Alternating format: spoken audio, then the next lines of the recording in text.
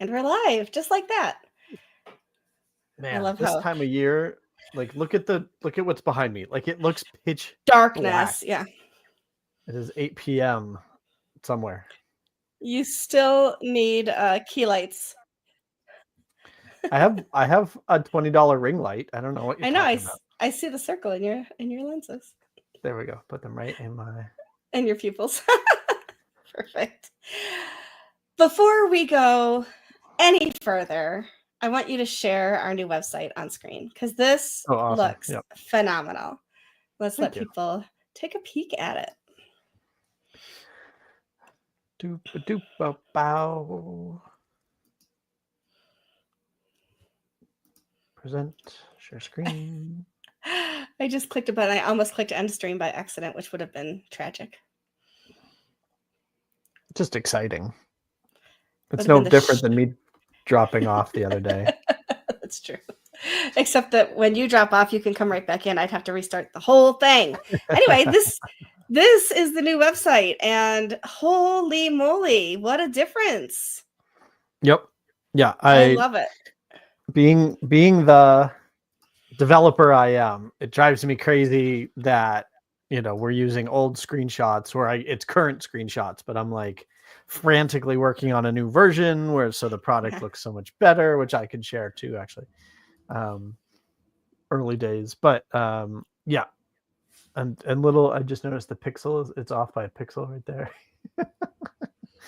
But whatever. I can't see it.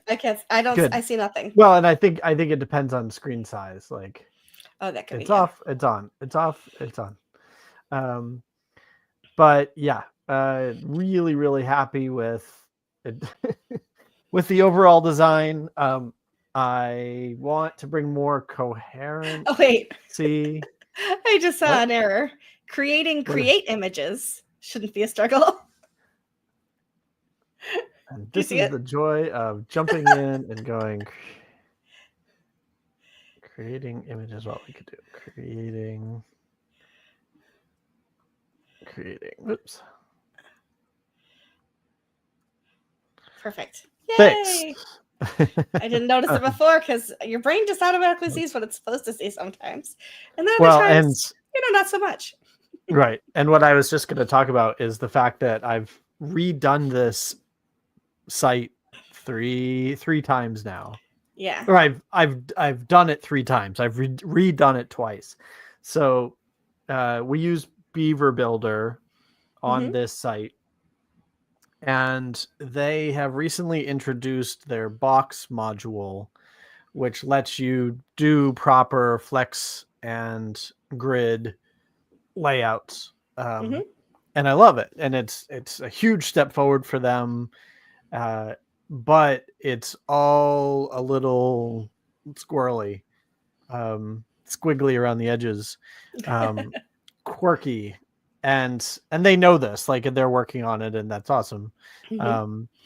But boy, so I'm also, and then the other part of this is, so I'm actually going to scroll or drag it out. So you see how the screenshot, like, so if you're viewing on a wide screen, like this goes way out here, which looks a little goofy, but it's sort of intentional. Like, let's have the full image, but then it goes off screen if you're down here. So you just kind of get a hint of it, which is exactly the effect I wanted. Like we're still very much a grid, but it's a slightly unconventional grid. It's a Mondrian Bauhaus kind of thing, right? And if you look at the posters that are on my wall, surprise! Mondrian and Bauhaus, and no, I just loosened my camera. There is no surprise there at all. And let's see, Bauhaus. And... Yep. It's giving me Partridge Family Bus. Oh, that's awesome! Oh, I hadn't thought of that. Oh, that's great.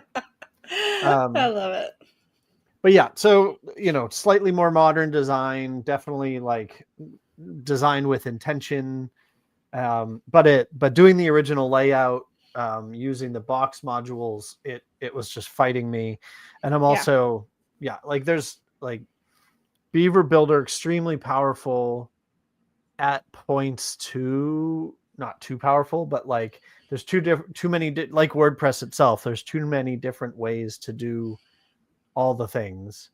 So anyway, point being that I did it, and then got to the point, and then had to sort of do it again, and then it got to the point where I was like, you know what, let's just go live. But then it looked terrible on mobile, and so when I went in to redo it, it was like, you know what, I need to just use their like standard columns, column modules, columns and rows, which it now uses. And so now it works on mobile, which obviously is crucial.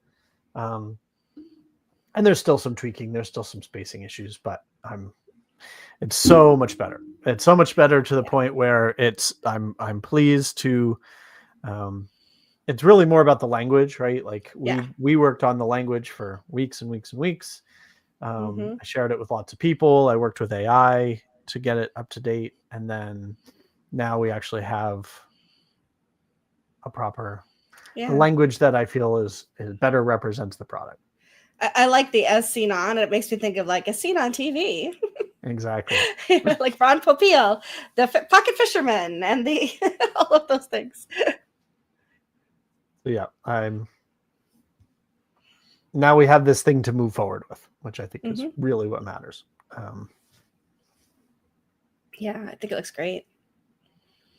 But of course, now I'm embarrassed by like the screenshots because they're all like what we have used previously. And I was like, I mean, they'll get fixed, right? Yeah.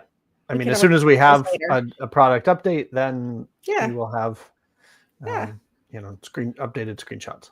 I think it looks fantastic. Thank you. I'm very impressed. And I like that now it works on mobile as well. I said that like I live in Great Britain in the UK. Mobile. Or like the Who. We're going mobile. And then for the fun of it, let's commit the cardinal sin of showing a product in progress.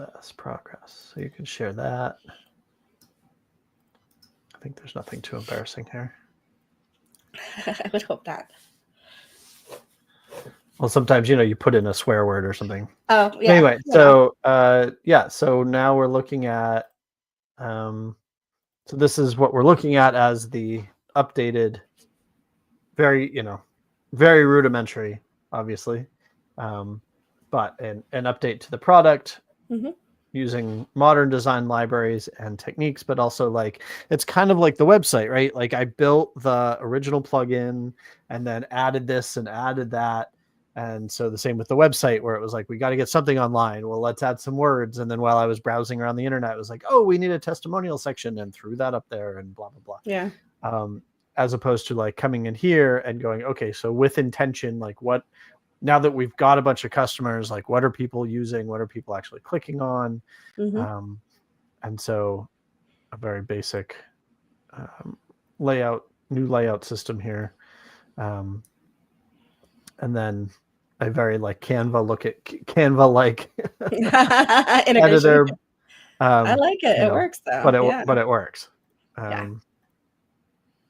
So, I mean, the red on black, not so much, but what you had before. Well,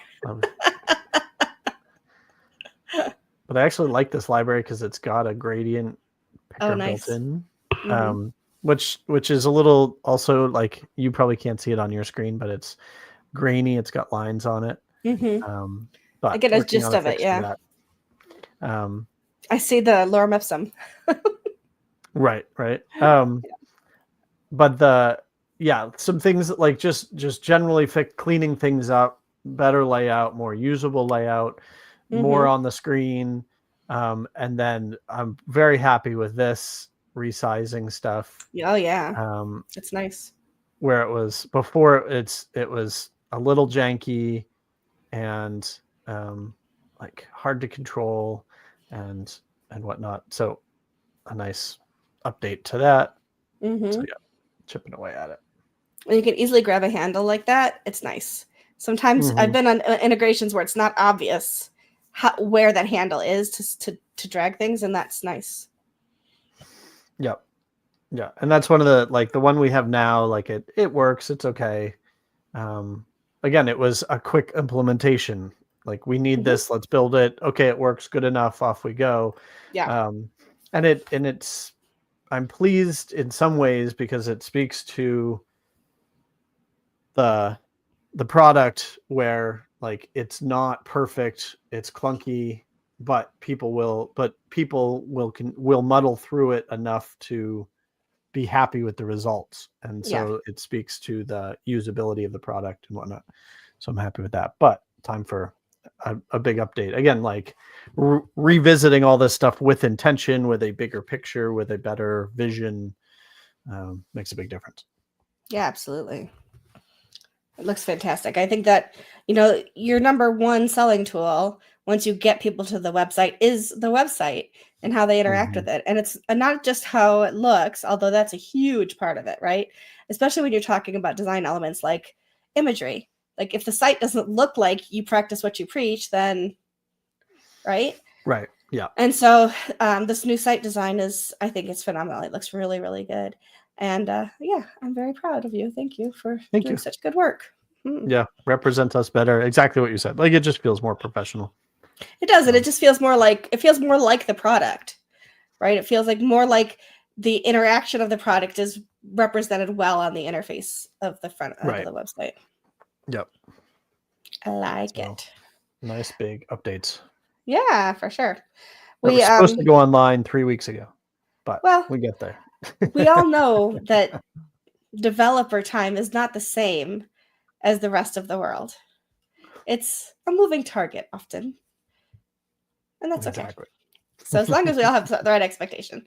Plus, when it's your own thing, if you move the goalpost, that's okay. Because nobody else is waiting on you. It's not like you're meeting a deadline for a client or a customer. Yeah. Nobody's disappointment is worse than your own. Well, that's true also. That is also true. Yeah. But it's not like you didn't get paid because you're not getting paid. You just sell product. Ouch. Anyway, ouch, I know. Well, I mean, nobody's like saying, nobody hired us to do this is what I'm trying to say. Exactly. Yeah. We get paid by people buying OMG, IMG, which is always the hope. And we did have some Black Friday sales, so that's a good thing. Yeah. Some lifetime deals even. Yeah. No number of sales is enough. But we had some, which feels good. I'm always, and I think we spoke about this last week or previously anyway. I am still a lot of the I think the messaging on the website's a lot better, and that's the feedback that I'm getting from a lot of people, which I think is good. And so I finally feel good about okay, now how do we drive more people to the website? Because previously we had a small amount of traffic, but I was like, I don't, in theory, if we could turn on the fire hose, I don't want to, because they're going to get to the website and probably not buy. So now it's like, great. Okay. Very bottom of the funnel has been updated now, but with Black Friday, it definitely drew a fine point on okay, how do we reach people? And oh gosh, I was talking to, so I went to, there's a series of conferences that have gone on for years and years called MicroConf, started by Rob Walling and Mike Tabor.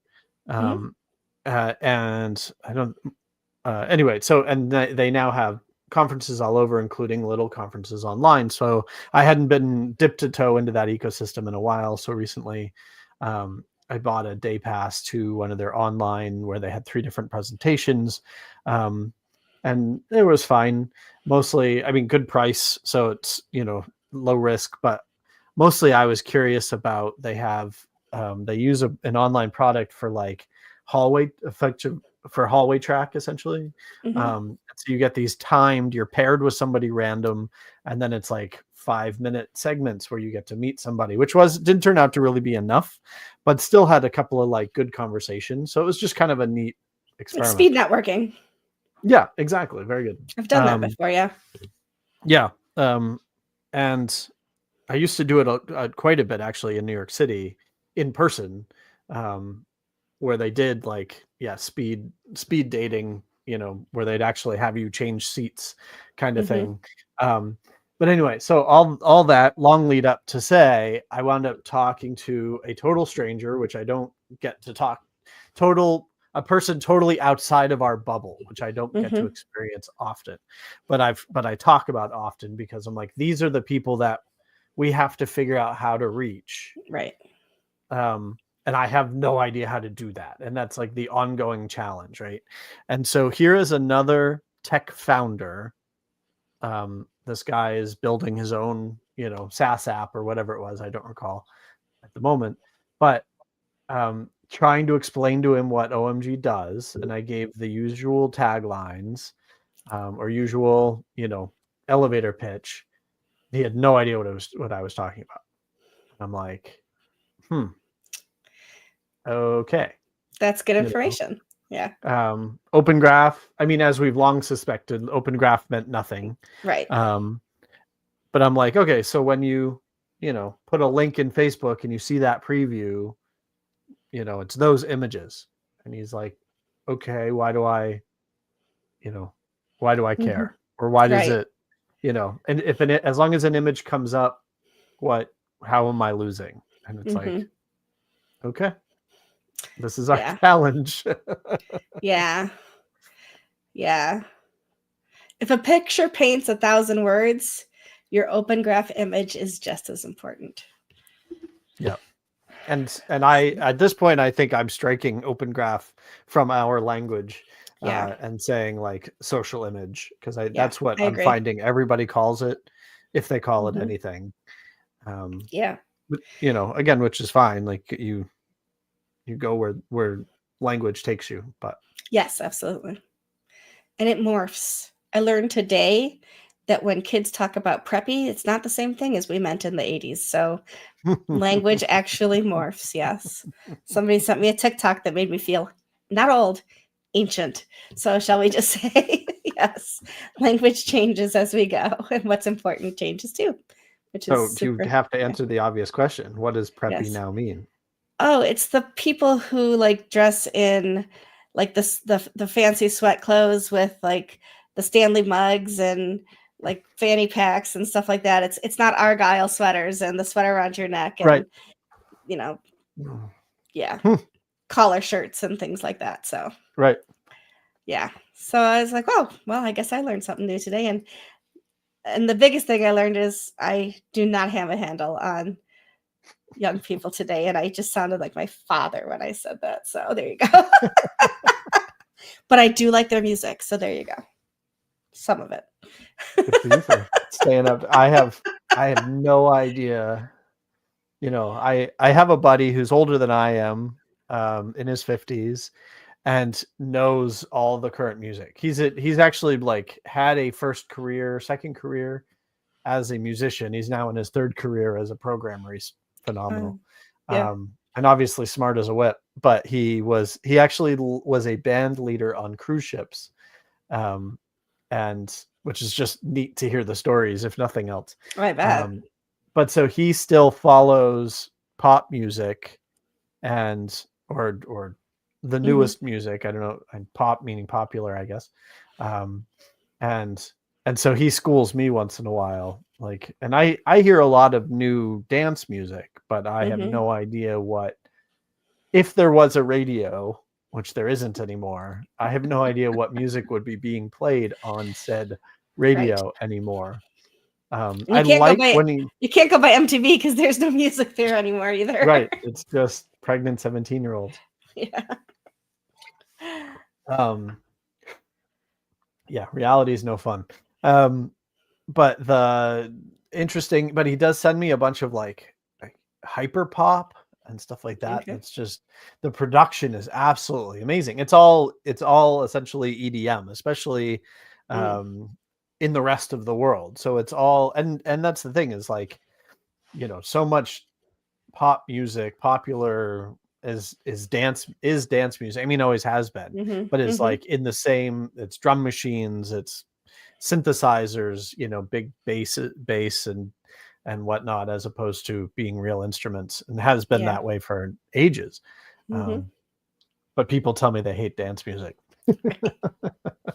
Well, I've talked Um, about before, and I don't know if I mentioned it here. Like back in the when did I get my degree? Back in the late 90s, early 2000s, when I got my MBA.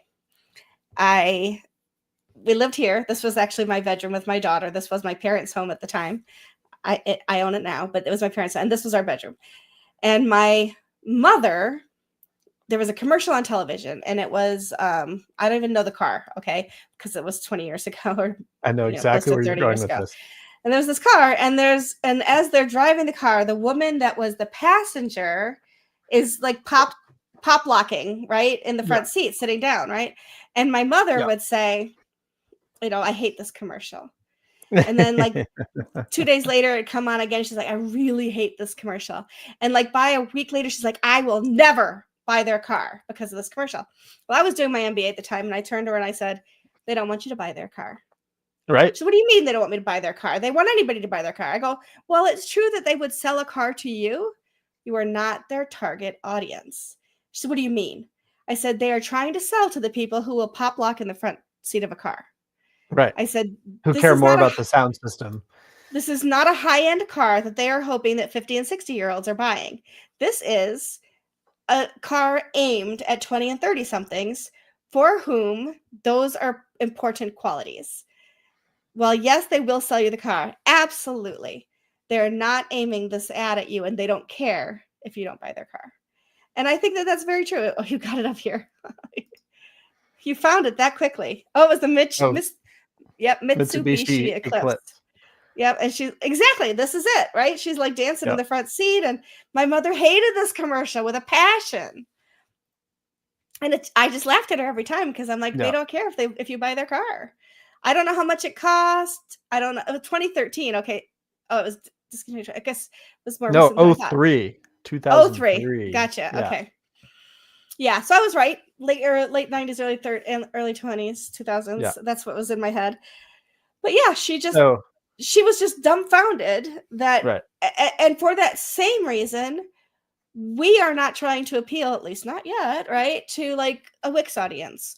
We are not trying to appeal to an HTML only audience. We are not trying to appeal to, I don't know, whatever other builders they're using today to build websites. We are trying to appeal to WordPress people because it's a WordPress plugin. And so we lean into that, and we lean into language. We should be leaning into language that means something to people building WordPress websites. Now, will that language translate to other website builders? It should, of course it should, because we're really talking about building websites. But we don't care if my mother doesn't buy our product. She's not a web designer, and she is struggling to use her phone. You know what I mean? Those kinds of things, right? So, yeah. Sorry, Mom. So two things. Threw you under the bus. No, I love She's it. not watching. So it's okay. So two things. One, because I'm a music nerd, you ready? That so it's Days Go By is the hook, and there's actual vocals in that song. Mm-hmm. Written by studio musicians. Mm-hmm. And who originally made it. Like you can go find, like, there's an acoustic version. I think it's actually on the album. But they wrote this song, right, for this Mitsubishi commercial in the studio on demand, right? Mitsubishi came to them, said, write us a song. So they did, but it immediately became very popular because that commercial was so hip at the time. And so they, 2 or 3 guys, I don't remember, called themselves Dirty Vegas, and quickly put through together an album and put out the album, and the album went to like top 10 or something, talking about pop music. Totally synthetic, right? Because they were not a band. It was just a, like, we need to ride this wave. Good for them. I loved that album. I was all like cool underground electronic music, but I still love good music, and they were good musicians, obviously, if they can just like whip that together. And I mean, however long it took them, it could have been days, but but just so good, catchy. And so the rest of the album was actually really good. And then I'm pretty sure on that, it must've been on that album, like as a, hidden track at the end or something, they had like the original studio acoustic version of Oh, them. cool. Yeah, just kind of fun. You'll have to send me the link so I can listen to it again. Oh yeah. Oh, it must be on Spotify. Well, even just the one you just had up. I just watched the commercial again. Yeah. No, you it's must interesting. Deep dive. I must deep dive. You'll be disappointed if I don't deep dive into that. It's interesting to talk about advertising, right? Talk about marketing and advertising. There was, and again, this was a while back, and I think it was a Super Bowl commercial even. I do not remember what the commercial was for. It might have been for something like Weebly or Wix or something, quite honestly, because I think it might have been about websites, but I'm not entirely certain. But the commercial that they showed was, or the product that they were displaying wasn't even a real product. And the website was rubberize.com, like rubber EYES, because it was for sunglasses that were like, you could, like, that would squish and bend and without breaking, like in sports and things like that. And I remember thinking, I don't care about whatever it was they were actually trying to sell. I want a pair of those glasses. So I went to rubberize.com and surprised at what they weren't selling glasses. They were selling whatever the product was, like, the service or product was. And I was like, so damn disappointed that those glasses didn't actually exist. So you got to be careful how successful your marketing is, because you might be marketing the wrong thing at the end of the day. But my favorite, and I want to say it might have been a GoDaddy ad way back, early 2000s as well, was a group of, like, a ragtag group of college students or whatever, had this new whatever it was they were selling, let's say a widget of some sort. And they like launched it. They're all sitting on the couch watching, like, okay, it's launched. And like, will we get any sales? And it was like, blip, we got a sale. Oh my gosh, we got a sale.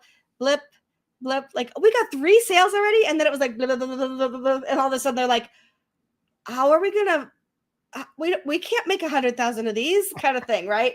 So I use that to always say, plan for failure, but plan for success. Because you have to plan for both, because if you are wildly successful, how are you going to fulfill what it is that you're doing too? And if we had which is the story OMG, of Kickstarter. right, the OMG IMG, right, if the very first iteration that you created had sold like wildfire without the bugs being worked out first, it would not have a good reputation today, right? Because it would have been like, well, that failed, that didn't work, and then we would just be dead in the water, kind of thing. So to build something slowly till you've got the product, so we have users who give good feedback and are happy to have bought it and know that they're getting updates and things like that. It worked for them, but they're happy to see the changes and those kinds of things, is a better build than like, we just built it, let's launch it, and oh shoot, it doesn't work for everybody. Well, there goes our income, kind of thing. So it's good to plan for failure, but it's even better to plan for success. You have to have these contingency plans in place, because if you overshoot your goal, you need to make sure that you have a way to be able to provide what it is and the support for what you provide. So maybe like software, okay, great, 1 million people can download it. We don't have to create anything, but you also have to plan the support for all of your sales as well, which is a good thing to scale for. But you have to think about those things in advance. I'm just dropping pearls of wisdom all day, aren't I? People are like, okay, whatever. Yeah. Life hacker. That's what it was. Okay. So I'm sending you nobody needs to see this, so I'm sending it to you directly, but my first somewhat successful as in popular, not successful as in made me any money, app was a personal finance tracker, but it was intentionally low tech. So it emailed you every day and said, what did you buy today? And you were supposed to just list your purchases, and you'd hit reply and it would collect it all. So it wasn't an app. It wasn't tied into, because this was in the era of Mint was really the only like personal finance tracker back in the day. And then YNAB and a whole bunch of 101 apps came out later. But anyway, oops, stop. I have to turn Look at on you. my Christmas candle because So- all of them get turned on at 4:30. Somehow this one started going at like 2, so I had to oh, turn it off. So you set an Merry alarm for Christmas, that. everyone. Merry Christmas. Yep. Well, it's funny, God like bless us, you'd step everyone. outside our house and at 4:30, like we've done this so many years that we have them all sitting out, and then like Lindsay set an alarm for 4:30 and we quick turn them all on and then walk around and plug them in, because in the past you'd walk around and turn them on, and so then they'd come on staggered, whereas now if you step back, like Gotcha. they all come on at 4:30. Anyway, Nice. I noticed the picture with the link you sent me was also at Christmas time. There's a Christmas tree in the background. Yeah. Oh yes, that's right. And you're in a shirt and tie. Look at you. Which as we discussed the other day, like I always used to wear, even though I didn't need to, or probably because I didn't need to. Yeah, with the cat that I lived with at one point. That's my like hip New York apartment, one of them. But anyway, so the hell were we talking about? The app. Plan for success. So I built this little app, and I had a few users, and I submitted it to a bunch of different websites. And again, this was 15 years ago. So before Product Hunt and before there were 1,000 websites like that, there were only a few, Lifehacker being one of them. And I submitted the site to Lifehacker, and I had a meeting in Union Square, and I was working at a WeWork in northern Little Italy. And so I was walking back, and early iPhone, and I checked my email, and it went like ding, ding, ding, ding, ding, ding, ding, ding. And it turned out that despite 6 weeks going by, Lifehacker found my email, because back when the internet actually just worked like that, right? Right. They were like, oh, this is neat, let's write about it. And they threw an article on Lifehacker, and suddenly I got thousands and thousands of users. And so went literally like running through the streets of New York back to my office. And I was hosting with, I want to actually use their name because they were amazing, but they're now gone.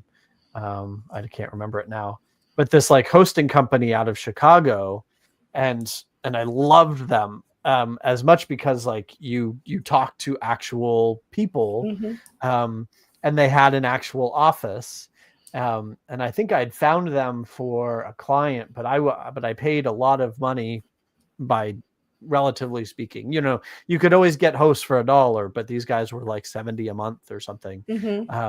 But again, you could talk to an actual human, and so I called them and wound up talking to them. And they started watching the track, because I'm like, I'm getting slammed. So they were like watching the server for me, and they're like, nope, you're doing fine, everything's going. It was like, this is amazing. But yeah, all the bugs started happening, and ultimately, more or less, the demise was, this was early days of sending bulk transactional email.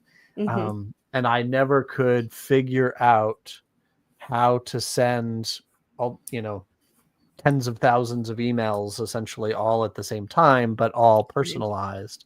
I know how to do that now, but services weren't really set up for it. Like, a lot better set up for sending email than like using your own SMTP server or something. But anyway. But yeah. And then never could figure out how to monetize it. I wound up with like thousands and thousands of users, but it was also like, oh, I gave it all away for free. Like, maybe people will pay a couple of bucks a month for, which is an interesting topic. We can pivot back to actual relevant conversation here.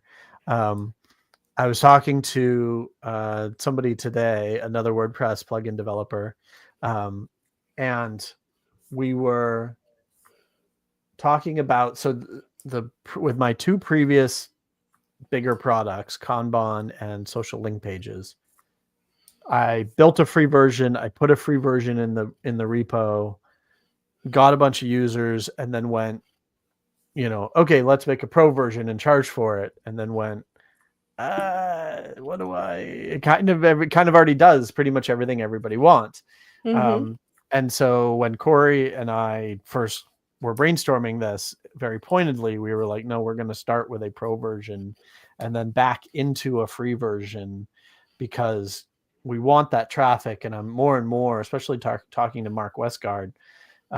He's been helping me brainstorm, like, okay, some free version to put in the directory because it gets a lot of traffic. And he also showed me a bunch of other, like, essentially subdirectories that you can build something for. I don't know what it looks like yet, but I've got an eye on that. Nice.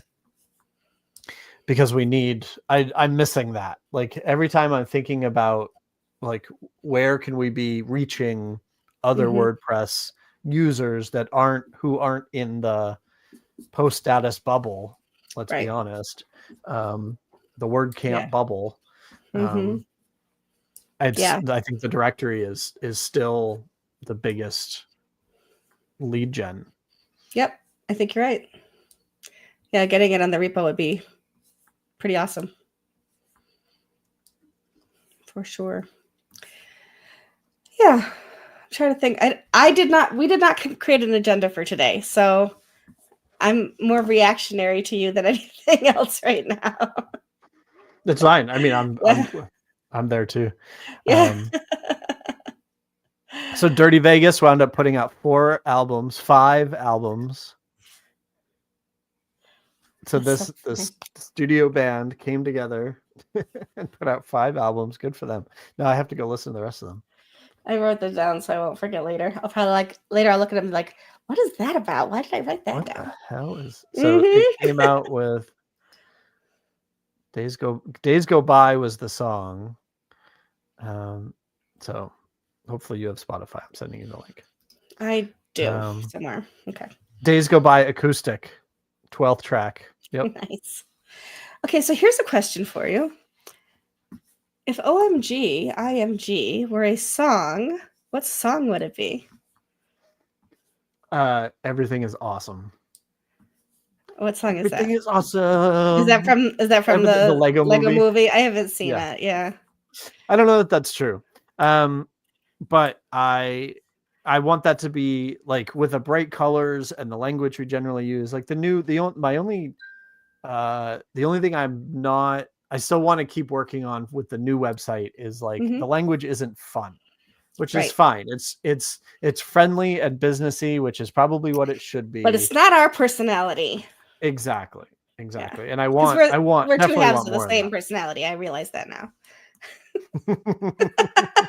You're the shiny, I'm the happy. Is that something like that? Something like that, right? Oh, jolly and whatever. The colors definitely. So I'm like, what genre would it be? It's not polka, but polka is really up there, like happy peppy. Right.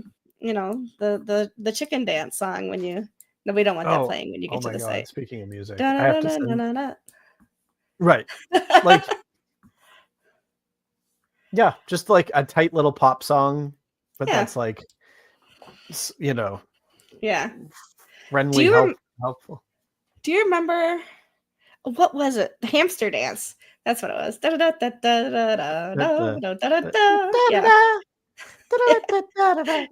not that exactly either, but it's that genre, right? Like, yeah,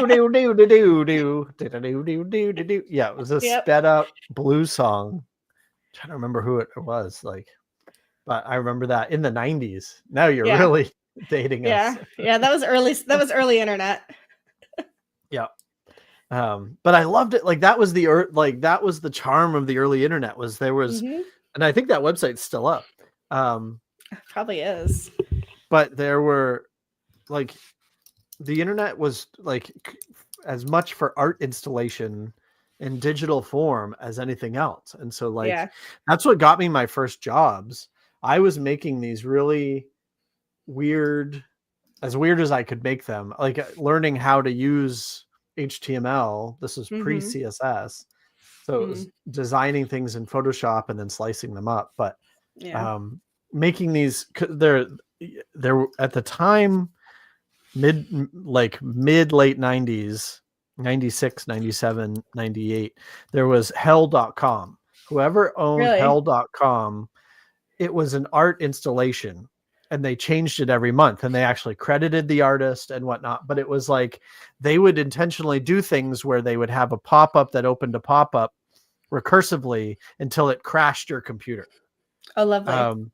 And so you and you were warned, but you're like, this is a digital art installation that comments on the deconstruction of blah blah blah, man's inhumanity to man, like, Yep. whatever. But I was absolutely fascinated by that as a medium, because I came out of, like, this was high school, because I was in college by then. But in high school, like, I was an artist. I did installations, like, weird interactive things, because that was a lot of what was happening in the 90s. And so here was this digital thing, and so it didn't cost you anything if you owned a computer, and you could put it out there for literally the entire world to see, as opposed to, like, I had taken over a corner of the library to do this funky installation where you looked in a box that had infinite mirrors and, goofy, weird, whatever.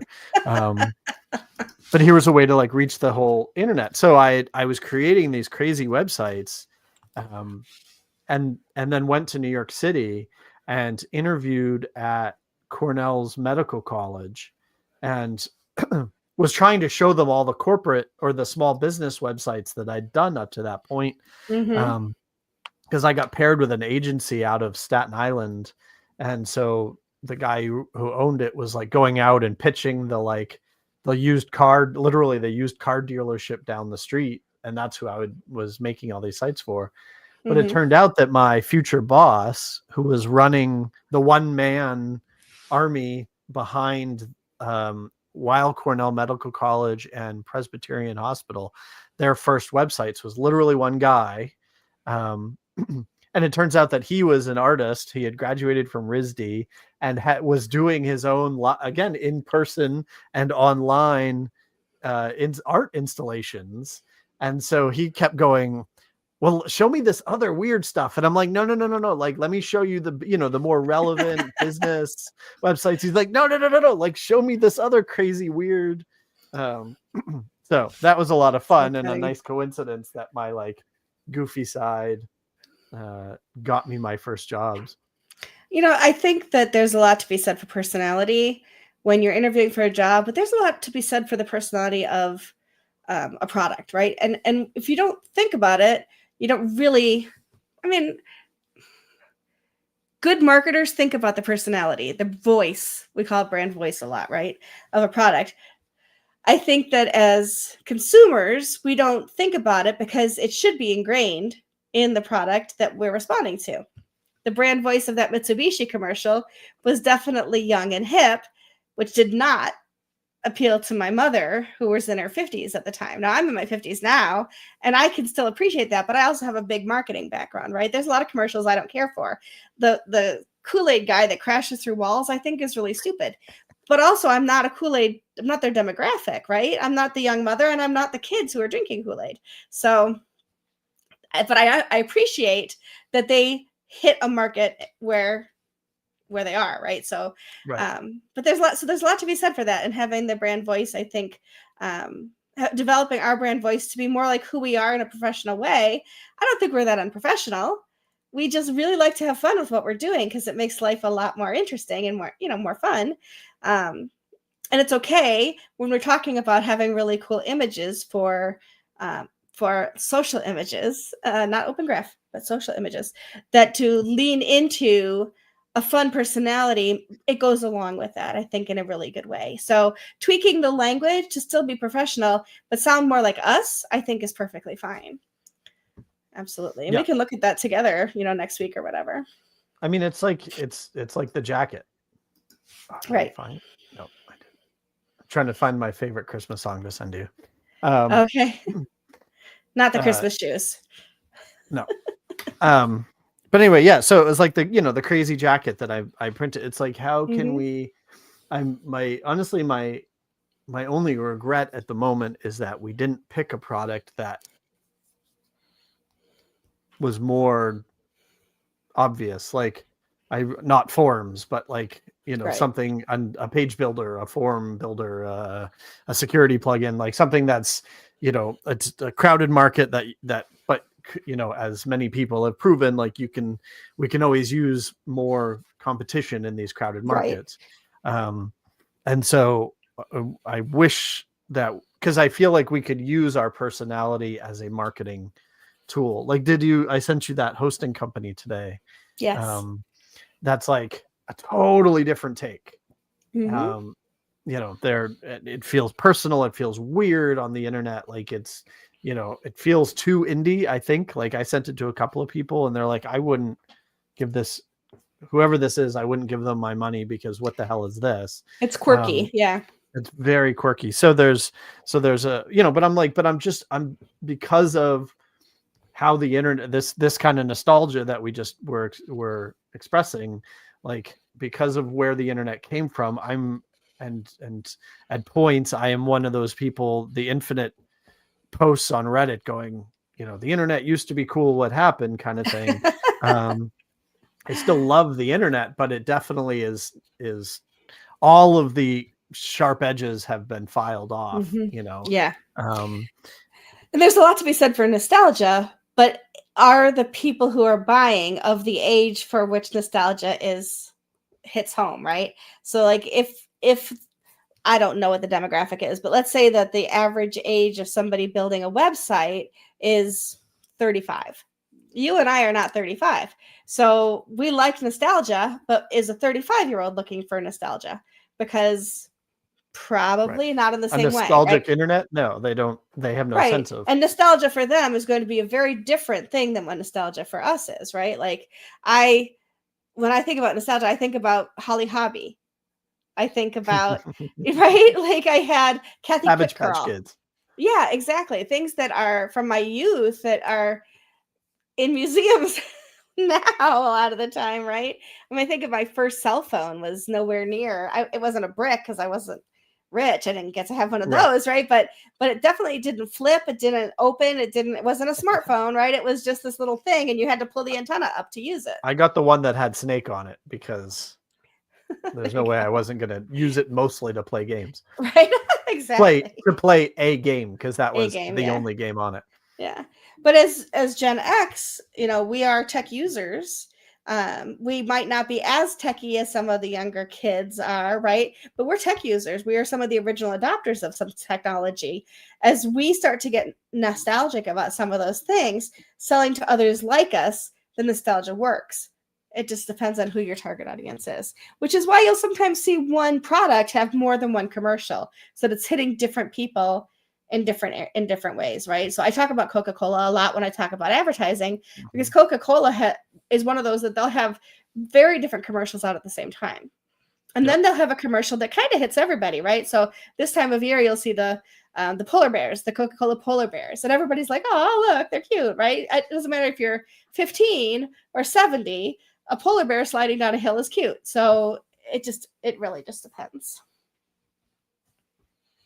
I keep thinking about, all of the streaming services have reintroduced ads, and which is a sad state of things, but more broadly, I actually like some of it because we don't see ads anymore. And so Mm-hmm. it's kind of like we now live, the way things are now, it's very easy for me to not hear pop music. Right. Whereas when you and I grew up, or even 20 years ago, you couldn't not hear pop music. And even, Right. and you'd hear the radio somehow, Right. or You the don't hear, and newest even when you songs go would to, be like, even at the mall, it's not radio. It's piped in music that's on a exactly. tape, or It's well, tape. curated. It's not tape anymore, but I just You're aged adorable. myself right Hey, there. yes, it's on reel to reel tape. But it's canned. It's canned music that we're listening to. Well, It's not, because it's not played with and the ads and things that, like, more specifically, iHeartRadio is. it's curated. Right. It's Mm-hmm. like, I actually have a buddy who runs an agency, they were one of the first where they were getting, I'm trying to think of a hip uh, Lucky Jeans, Diesel Jeans. There you go. All of Okay. the Diesel stores Mm-hmm. hired them to curate songs, and this Mm-hmm. was 20 years ago. And so they actually had to go get all of the MP3s, often ripping them from CDs, Mm-hmm. put them on a Mac Mini, install the Mac Mini in the store. And the Right. same way that Google used to give like, when I worked at Penn State, they all like the whole web presence of Penn State, they wanted to use Google search, and Google offered a product where they would let you essentially use Google search within, and you could define like on our website. And if you were big enough, they actually gave you a tower that you would install on your network. But it was taped, right? With Mm-hmm. tamper, Tamper proof. Yeah. proof, which is funny the way that I was trying not to say that, because it's not that it doesn't prevent you from tampering with it, i.e. It making it gives tamper proof. evidence. Yeah. It proves that it was tampered with, right? Because it was Yeah. Yeah. Yeah. proprietary. Yeah. So same sort of thing. So they would do little Mac Minis full of MP3s that nobody else in the world could get, that they would then, and they could network in and play these playlists, but it was all Mm-hmm. very, very curated. But most of the time, as you said, like walking around the mall, you'd hear the local rock station or the local easy listening station or Mm-hmm. whatever. Yeah. And all that's gone. But anyway, so all that to say, like, I've now been watching these ads, and it's really interesting, because, not to get into it at all, but I will say the sentence, like, I feel very out of touch with most of America, and clearly am out of touch with most of America. Same. But subsequently, it has led me to a lot of reflection of like, okay, so what is, and this goes back to the WordPress users who are not in the bubble, like, who is everybody else? And it's a great Right. exercise in empathy, but it's also a great exercise in like discovery. And so again, looking at the rest of our society, I'm looking at these ads and some of the language that they use. I'm like, if you take that sentence out of this ad, it literally grammatically makes no sense. They're just Right. keyword stuffing. Or anyway, it's fascinating, like some of the language that they use, because you these are like car companies, truck companies, Yeah. in particular, that I'm thinking of, and I'm like, you have to assume that they did they put an unbelievable amount of time and research, i.e. money, Mm-hmm. into this. And so Mm-hmm. they've tested this with your average human who is meant to buy this truck. So who can afford a $60,000 truck, Right. but they're going to show you, that it drives fast and climbs mountains. But it's funny, because most of the time the people they put in them, obviously they're all gorgeous, but are generally young. And I'm like, none of those people could actually afford this truck. Exactly. But so it's the 50-year-old men who wish that they were still in their 20s and 30s, Right. going camping with their Their attractive buddies friends, and yeah, or something. exactly. Yeah. Yeah. That's funny. It is so true. So true. Yeah. There was a time when now we hear popular songs all the time, right? At rallies, we hear it on advertising, and whatever brand buys the right or pays the right to use the music to the music owner. Usually the band or the singer, but who knows nowadays who actually owns the music. There was a time, like in the 80s, let's say, and 90s, when like the ketchup company, the one, the Anticipation, it's Yeah, not Heinz. pouring kind of thing. Yeah, it was Heinz. And I think it's the Carly Simon Anticipation song would come on. And I remember my mom saying she sold out. She sold out and using it for advertising. Yeah, right. Exactly. Like, oh man, she must be making bank off of that, right? Because assuming she still owned the rights by then, but yes, right, for sure. But you hear that song and you think of that one drop of ketchup almost coming out of the bottle, kind of thing. Unless you're my mom and you think of living in the 70s, but kind of thing. I throw my mother under the bus all the time. It's a good thing she doesn't listen to my podcast. But yeah, so nowadays it's like, oh, what song can we get? How much are they going to charge us to use it, et cetera, et cetera. So yeah. Well, there's it. trendy songs, but like to your point, like, was Carly Simon popular at that time? No. Like, she was a little bit with our parents, which arguably they were the ones buying the ketchup, but the song perfectly captured the vibe or the message they were trying to do. Which is, I mean, other interesting examples, like the one of the early ones, Reagan using Born in the USA, right, but only ever the first verse and just the chorus pumping over and over again. Heaven when you actually listen to the rest of it. Right. and so many examples like that. Yeah, right? Exactly. Or at least not if you're at a Reagan rally. But in other places, the being on a commercial has actually skyrocketed some musicians, whether they're one-hit wonders or not, right? Into actually making money with 4 albums. Songs.